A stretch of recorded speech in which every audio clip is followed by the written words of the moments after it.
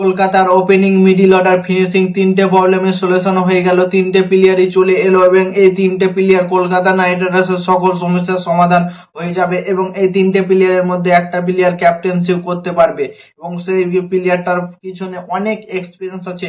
সেই প্লেয়ারটা অনেক বড় মাপের প্লেয়ার, সেই প্লেয়ারটার নাম অতটা চোখে ভাসছে না, কিন্তু সেই প্লেয়ারটা কলকাতা নাইট রাইডার্সের সুপারস্টার প্লেয়ার এবং সেই প্লেয়ারটা 2027 আইপিএলে দেখবে ক্যাপ্টেন্সি করছে এবং সেই প্লেয়ারটা দুর্দান্ত মেজাজে এখন পারফরমেন্স করছে মেজর লিগে। তারপরে মুম্বাই লিগ আছে, সেই লিগ গুলোতে দুর্দান্ত মেজাজে পারফরমেন্স করছে। এই প্লেয়ারের ওপেনিং এর দিক থেকে যদি নাম বলি, সেখানে কলকাতা নাইট রাইডার্স একটা টার্গেট করতে পারে, ফিনালেনের সাথে টিম সাইফার্টকেই ওপেনিং দেওয়া উচিত। কারণ দুটো বিদেশি হলেও কোনো তোমাদের কিছু হবে না, কারণ আর ইন্ডিয়ান প্লেয়ার আছে বাকিগুলো। কলকাতা নাইট রাইডার্সের কাছে অনেক ইন্ডিয়ান প্লেয়ার আছে, তাই এখানে যদি টিম সাইফার্ট এবং ফিনালেন ওপেনিং করো, দুর্দান্ত মেজাজে ওপেনিং করবে। 3 নম্বরে থাকবে রঘুবংশী, 4 নম্বরে থাকবে ক্যামরন গ্রিন, 5 নম্বরে থাকবে মানিশ পান্ডিয়া। এই মানিশ পান্ডিয়াকেই দরকার কলকাতা নাইট রাইডার্স দলে। মানিশ পান্ডিয়া এখন এত সুন্দর ইনিংস খেলছে, কিছু বলার নেই। মেজর লিগে প্রায় প্রত্যেকটা ম্যাচে 40-50 রান করে করছে এবং ঝড়ো ইনিংস খেলছে। 14 বল 15 বলে 50 করছে, এরকম ইনিংস খেলছে মানিশ পান্ডিয়া। তো কলকাতা নাইট রাইডার্স আমার মনে হয় যে মানিশ পান্ডিয়াকে ক্যাপ্টেন্সি দেওয়া উচিত, কারণ মানিশ পান্ডিয়ার কাছে ভরপুর লেভেলের এক্সপিরিয়েন্স আছে। সে 2008 থেকে আইপিএল খেলছে এবং সে 2026 পর্যন্ত খেলছে। 19 বছরের এক্সপিরিয়েন্স আছে মানিশ পান্ডিয়ার কাছে। তো আমার মনে হয় কলকাতা নাইট রাইডার্সের ক্যাপ্টেন্সি মানিশ পান্ডিয়ার হাতে তুলে দেওয়া দরকার, কারণ মানিশ পান্ডিয়া খুব সুন্দর মেজাজে এখন ব্যাট করছে এবং সে ক্যাপ্টেন্সিও লিড করতে পারে।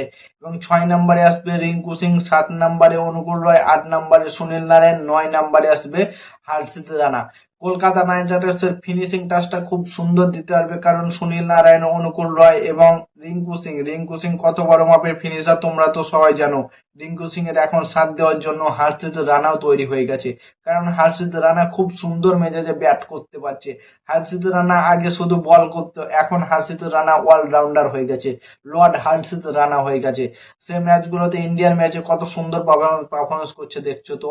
সে 225-এর স্ট্রাইক রেটে খেলছে, ফিনিশিং টাচটা খুব সুন্দর দিতে পারবে হাত। কলকাতা নাইট রাইডার্সের কাছে অনেক অপশন আছে। কলকাতা নাইট রাইডার্স চাইলে যে হার্ষিত রানাকে রাখতে পারে, হার্ষিত রানাকে ফিনিশিং টাচটা দেওয়া উচিত। তাদের বলারের কমতি নেই বলতে বরুণ চক্রবর্তী আছে, কার্তিক তোগি আছে, উমরান মাল্লিক আছে, সুনীল নারায়ণ, বরুণ চক্রবর্তী, অনুকূল রয় আছে, হার্ষিত রানা আছে। কলকাতার বোলিং লাইন আপ অনেক স্ট্রং আছে এবং ব্যাটিং তো 9 জন কথা বললাম।